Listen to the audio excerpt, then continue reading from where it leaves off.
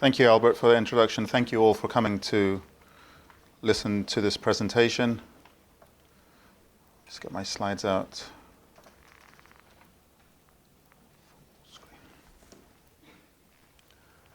Okay, the title of my presentation is China as the world's technological leader. Is it a dream or is it a reality? I don't necessarily have any strong views. It's very difficult to predict the future. But I'll present you with some ideas that a colleague of mine and myself have drafted and we submitted, and this paper has been published. Basically looking at historical trends that have occurred in other countries, notably the United States, and also another feature that we think will be influencing China's path to become a technological leader. All right. Let's get started. As we know, China's been growing rapidly from 1979 onwards. It has obvious competitive advantages like its population. And we all agree that it's developed over the last 30-odd years into an economic superpower. It's the world's second largest economy. It's flexing its muscles politically, militarily. So while we commonly think of China as being an economic superpower, we might even think of it as being a political superpower, a military superpower. But to what extent or how often do we think of China as being a technological superpower? And that's a question that I would like to address in this presentation. So while the story of China's economic ascent has been well told, heard, and understood, how about the story, is there a story to be told about the ascent of China in terms of technology? So before we go further, how do we measure technological leadership? I use these indicators here in this talk. R&D intensity, which is a percentage of your GDP that a country spends on research and development. Research and development related personnel, number of scientific publications, outputs, and number of patent applications. So we have 2 inputs and 2 outputs. A snapshot look at the strength of China's innovation system. The rate of spending on R&D outpaces overall economic growth. So despite the fact that China's been growing very rapidly, the rate of spending on R&D has exceeded even that. In 2012, China spent 163 billion, or roughly 2%. In 2014, it was 2.06% of its growing GDP on R&D, placing it second in the world only to the US. In terms of R&D personnel, it has 3.2 million R&D personnel in 2012, and it turns out the largest number of undergraduate, postgraduate, and doctoral students in science, engineering, globally. Over the period 2001 to 2011, a 10-year period, China ranked second in the world in research output as measured by the number of papers published by Chinese scientists in research journals. It ranks 7th, but is rising in terms of citations for papers authored by Chinese scientists. And I mention citations because it's often commonly used as a measure of quality rather than just quantity. In 2012, China trailed only the US, Japan, and Germany in patent filings under the Patent Cooperation Treaty, the PCT, administered by the World Intellectual Property Office. In 2012, 2 largest telecommunication equipment manufacturers, ZTE and Huawei, ranked 1st and 3rd respectively in worldwide ranking of top PCT applicants. At the US Patent and Trademark Office, the number of patent applications originating in China grew 18% from 2009 to 2010, a rate not matched by any other country. So despite these indicators, there's widespread, I'm sure even in this room, skepticism over China's ability to become a global technological leader. There exists considerable skepticism. George Guilbeau, as far back as 2004, wrote in Foreign Affairs, "The Chinese firms forego investment in long-term technology development and rely heavily on imported foreign technology and components." More recently, David Shambaugh of George Washington University said in 2012 that there are 10 weaknesses in corporate and human resources management to explain why Chinese companies are still taking baby steps towards parity and global business.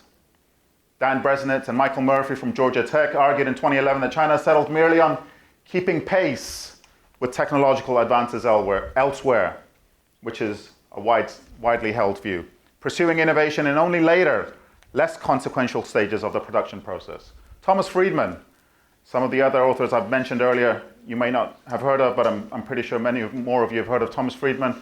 Journalist argued in September 12 that driving economic growth through entrepreneurship and innovation depends on a culture of trust, which is missing. There's a trust deficit, which is he argues, a lingering remnant of Maoism in mainland China. So, I think, my co-author and I think, that the aforementioned skepticism overlooks several important factors that we feel have positioned China to compete for global technological leadership. And these three factors are as follows: a large domestic market, its autocratic style of governance, so governmental power, and three, globalization. And these two factors, we argue, are not new. They are factors that we have seen unfold and influence the rise of the United States of America in the mid-1900s. A large growing domestic market, a strong government. Following the Second World War, both of these factors played themselves out in the United States and helped it become the global technological leader, whereas this third one is new. Before I get to that, let's take a brief look at technological leadership throughout history. If we consider the period from the British Industrial Revolution onwards, sort of 1850 to the present, technology has been leveraged to attain competitiveness as well as economic and military leadership. There's an economic historian in the United States at Northwestern, I believe, Joel Mokyr, who wrote a book, Technology as a Lever of Riches. It's been used as a key to unlock wealth for economies, for companies, for individuals. So it's been understood to have a strong impact on improving competitiveness as well as your economy and military. So over the 70-year period of the British Industrial Revolution, we saw advances it made in the United Kingdom in cotton, iron, and steel, and these advances acted as catalysts for technological change in other industries, which led to social change, political change, and so on and so forth. By the end of the Industrial Revolution, Britain had developed a considerable technological lead over nations. And if some of you may know, there's the First World's Fair, a tradition that we continue today. Shanghai held a World's Fair several years ago. The first World's Fair was held in 1851 in a magnificent glass building in Crystal Palace, an area of London, and it was attended by merchants, entrepreneurs, and capitalists, and it was showcased to the world what technology can lead a country to achieve, including this magnificent glass building, like I said. After Great Britain, Germany began to industrialize, and so did France. But from the turn of the 19th century, the torch of global technological leadership, if you'd like to call it that, like we have a torch for the Olympics, shifted from Europe to the United States. And the United States is undoubtedly the global technological leader today, but some would argue its status is being threatened by China. By the First World War, American firms, especially in chemical and electronics, had established first-class industrial research and development labs. So this feature, industrial R&D labs, distinguished the American experience from the British or the European experience. R&D labs that were insulated from more immediate corporate pressures to solve shop floor problems. They could instead devote themselves to creative thought and invention and new ideas. Post-Second World War, American dominance was due to advanced technology. We saw, after the Second World War, the rise of large US corporations as they pioneered mass production techniques, Ford Motor Cars, assembly line, standardized product, and the long production run. From the mid-1900s onwards, large US corporations developed a clear technological edge in global production and trade. So from that period onwards, particularly, the US is viewed as a leader and other countries as followers in the catching up hypothesis, which is a theory in economics. But I remember going to China when I was 17 or 18 years old, and the tour guide even once mentioned that the 1800s was the British century, the 1900s the American century, and the 2000s, perhaps, hopefully, the Chinese century. But here I show how, I try to briefly describe how American dominance was achieved post-Second World War. After that period of the Second World War, American leadership in terms of technology has not remained uniform, and it was threatened most notably in the 1980s by Japan. Japan's focus on innovation and technological advance propelled it into the leadership position, definitely within Asia, and maybe for a short period of time, at least in the 1980s globally. The initial explanations to describe Japan's ascent focused on simplistically on copying, imitating, importing foreign technology, and so forth. And I find these reasons interesting, not least because many of them are used to describe China today. But with the passage of time, this explanation that they were just merely imitating, copying, or importing foreign technology was no longer adequate. It gradually became clear that the correct explanatory factors were higher technological sophistication of new products and processes, shorter lead times, rapid diffusion of new technologies, and integration of R&D, and so forth.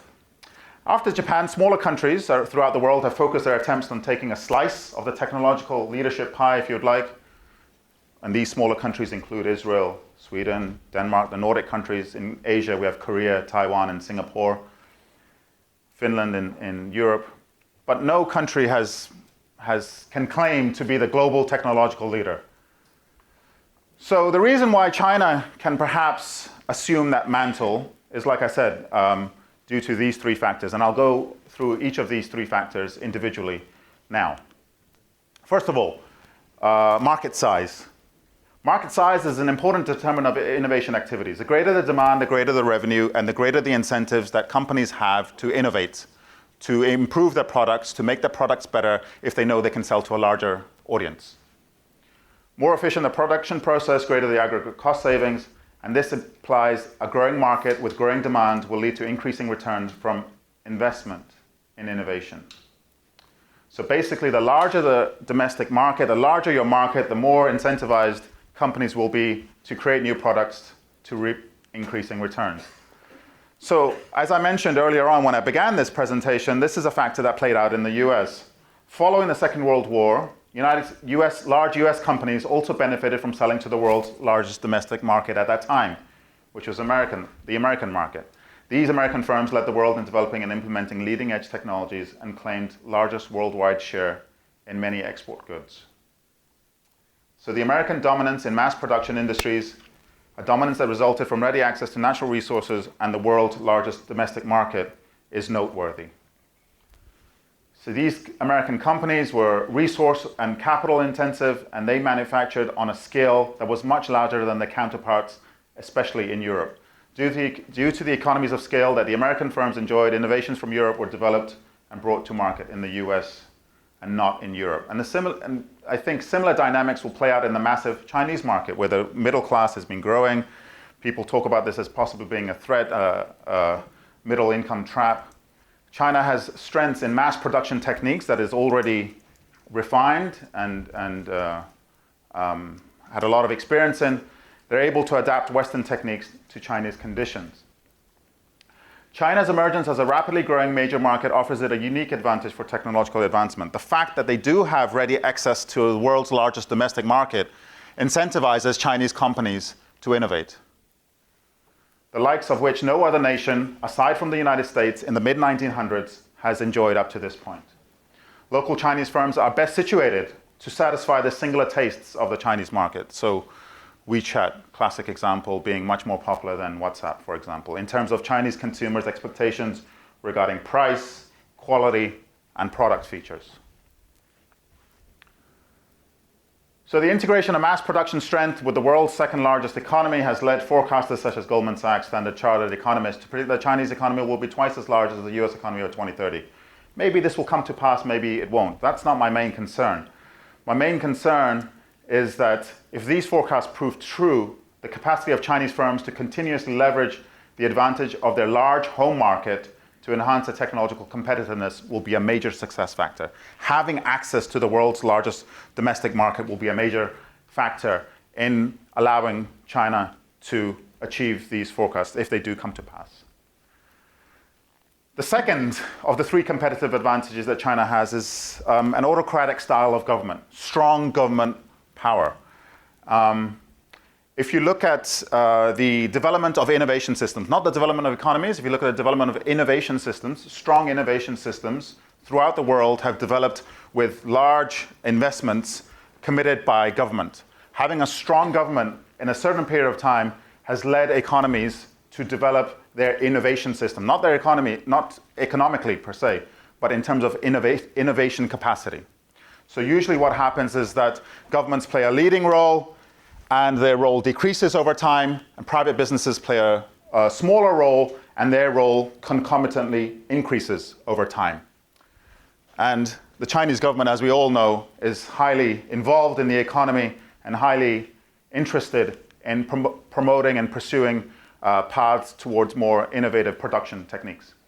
On the way to becoming global technological leaders, Chinese companies have benefited significantly, as we know, like I said, from Chinese government's industrial policy.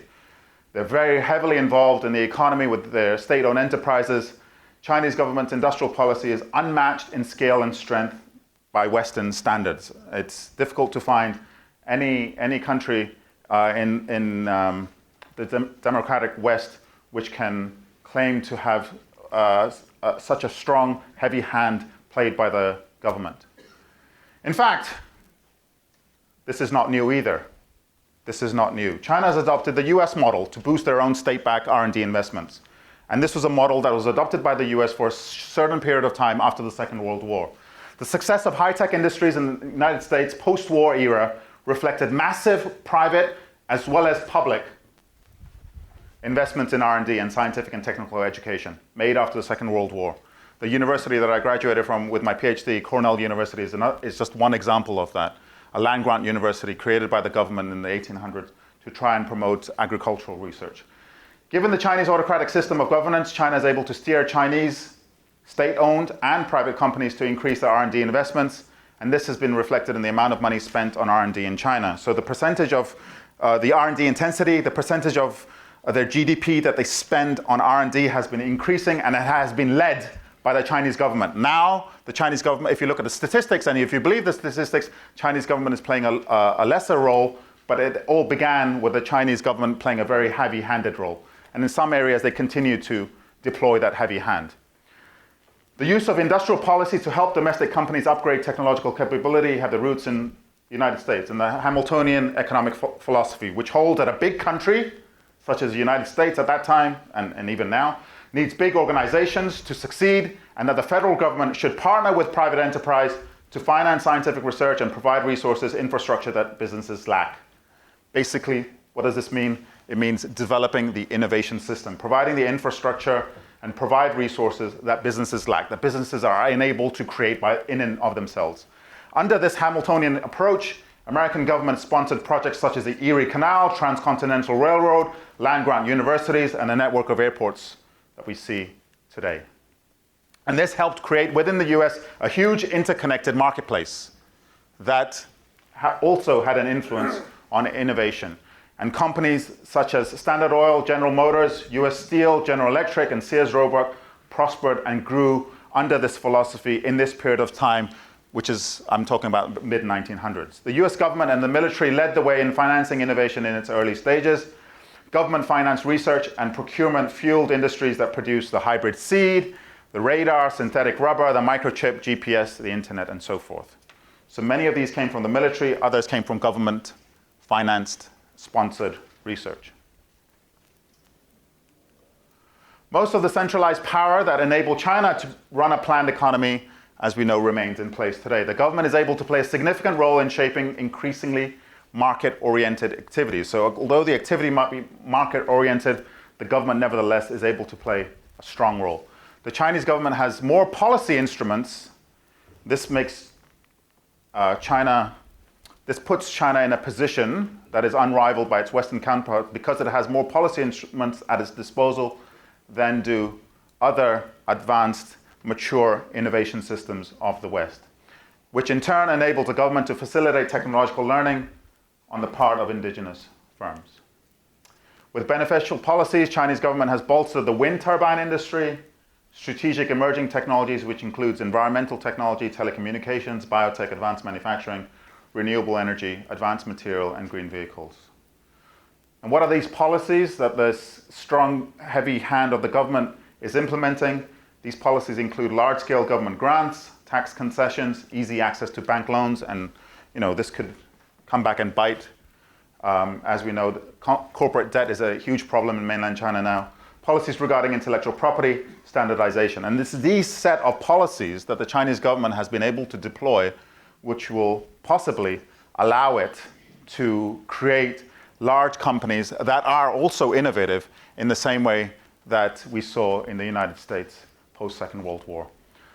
So China is the second largest performer of R&D globally, accounting for 12% of the global total. The United States is the largest with 31%. The pace of real growth in China's overall R&D expenditure over the period 1999 to 2009, a 10-year period, has been exceptionally high at 20% annually, much more than the rate of economic growth. Another feature related to the autocratic system of governance is the launch in 2006, 10 years ago, of its national mid and long-term science and technology development plan for the period 2006 to 2020. This plan demonstrates remarkable foresight, and I put this in red, that it demonstrates remarkable foresight because you don't see any other emerging country like Brazil, like Russia, like India, like South Africa, like Indonesia, implementing such a long-term plan despite their similar economic status, and China did. In the plan, the R&D expenditure to GDP ratio is to be raised to 2.5% by 2020, a figure that they're well on their way to achieving. And the plan proposes indigenous innovation, which represents the Chinese leadership's ambition to sustain economic growth through locally led innovative activities and increased government-led R&D investments. There is, of course, concern in the West, in the United States and elsewhere, that Beijing's visible hand is giving China an unfair advantage because China is not playing fairly by the rules of international trade. And this, too, perhaps, is a symptom of the Chinese Communist Party's style of governance, where a heavy hand combined with secrecy prevails. So it's not, I don't mean to say this, if China does achieve the mantle of global technological superpower, it'll be plain sailing, that it won't be criticized, there won't be any obstacles in the road. But there are some factors, if we look back historically, that mimic the factors that the United States experienced. The third and final factor that the United States was not able to exploit, that China is able to exploit, is globalization. Intensified forces of globalization. Now, this allows Chinese companies to reach the frontier much more quickly than they would otherwise have had to. And how are they able to do that? Because in a globalized era, Chinese companies need not develop every cutting-edge technology on their own. Rather, they can undertake mergers and acquisitions, M&As, as a deliberate strategy for acquiring advanced technologies owned by foreign firms. And they have been doing that very enthusiastically. As early as the 10th five-year plan from 2001 to 2005, Chinese government unveiled its Go Global strategy to encourage Chinese companies to invest abroad. However, China's outward foreign FDI accelerated only after 2009. So even though it was presented in the 10th five-year plan as far back as 2001 to 2005, this only took off over the last 6 or 7 years. In 2010, China's outward FDI amounted to 68 billion, ranking it 5th in the world. And the goal of many, not all to be sure, but many outward FDI projects has been to acquire advanced technology. And here in the remaining slides for this section of my presentation, I just give you some illustrative examples. Lenovo Group struck 2 deals in close succession in early 2014. In January 2014, they bought IBM's low-end server business for 2.3 billion. There's a small typo, I'm sorry. In February, they bought Google's Motorola handset division for 2.9 billion. These acquisitions further remodel Lenovo as a force in mobile devices, in addition to data. Positions them to challenge largest global tech firms such as Apple and Samsung. In the automotive industry, Beijing Automotive Industry Holding Company Limited, BAIC, acquired the IPRs, intellectual property rights affiliated with Saab vehicles and engines, a Swedish car manufacturer owned by General Motors. Its entire R&D facilities, quality management systems, supplier development management systems in 2009. BAIC's objective in acquiring Saab was to integrate Saab's technology into its future R&D operations to develop an indigenous BAIC vehicle, which was launched in September 2014. Another automotive example, Chinese car maker Geely completed the acquisition of another Swedish manufacturer, automaker, Volvo, from Ford Motors in August 2010. Geely needed Volvo's technology in order to improve the quality of its own brand of cars because of increasing local competition.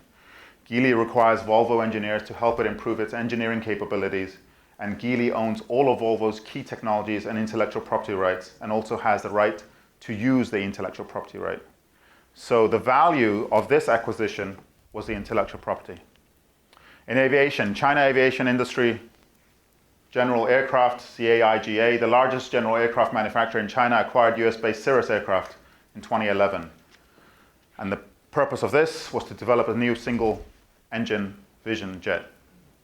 In renewable energy, the R&D alliance between China's Sinovel and US-based Wintec in 2008 allowed Sinovel to produce the first 5 and 6 megawatt turbines in 2010 and 2011. Chinese company Goldwind, another wind in renewable energy, acquired 70% ownership of German-based Vensis Energy in 2008, allowing it to access the world's leading technology and professionals in the area of permanent magnet direct drive wind turbines, an area that Goldwind was very weak in up to that point. In machinery, Sany Group, China's largest construction equipment manufacturer, acquired a German manufacturer of high-tech concrete pumps in January 2012 for its cutting-edge technology. In energy, CNOOC acquired Canadian oil producer Nexen for $15 billion in February 2013 and Sinopec. And these acquisitions provide Chinese firms with advanced production technologies to draw oil and gas from non-traditional areas such as deep water fields and hardened rock formations more efficiently. So what are the implications for emerging markets for all of this? I'm a faculty associate with the Institute for Emerging Market Studies, so just a few brief words on that.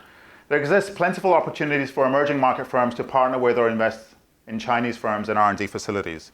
So if we are the Philippines, we are the Indonesias, we are the Malaysias of this region, we need not necessarily go to the West for all our needs in terms of upgrading our R&D facilities, our capabilities. Corporate executives in emerging markets should expand their horizons beyond the traditional S&T superpowers such as the US, Japan, and Germany. In China, opportunities will abound in industry and academia for cooperation, for investment, for sourcing. For cooperation in science and technology applied research, for investment in R&D partnerships, for sourcing technological sophisticated manufacturing components. Not only will emerging market firms find it cheaper to move into China, since some of them are Asian, they will also find possibly greater cultural affinities there. The knowledge and products that result from such cooperation will be closer to market for domestic consumption for these emerging markets, especially for those located geographically closer to China. And many emerging markets are indeed in China, although obviously not all.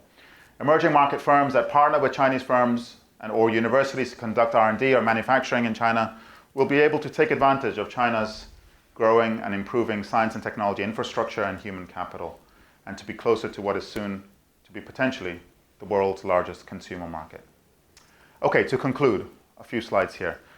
I think, like I said when I began my presentation 30, 40 minutes ago, the story of China's economic ascent has been well told, but the story of China's technological ascent is less well understood.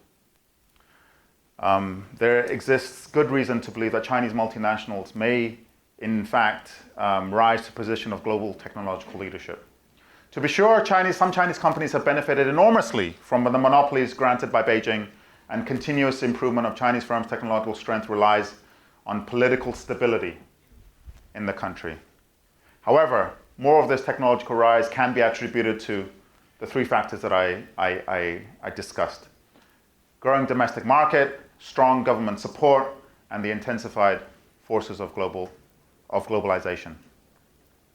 Combined and individually, these factors help explain how and why Chinese companies will move beyond the traditional reliance on low factor input costs to scale the value-added chain. And if they do that, they will realize the country's development and strategic goals based on its burgeoning technological strength.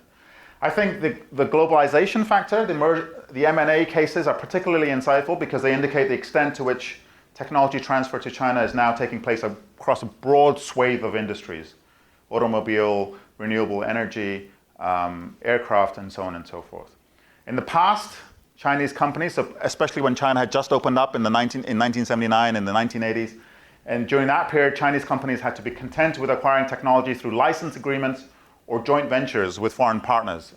And one of the most frequent complaints heard at that time was that these arrangements limited the use of technology by the Chinese firms, that the foreign partners were not disclosing what their true core technologies were, the true value of their companies.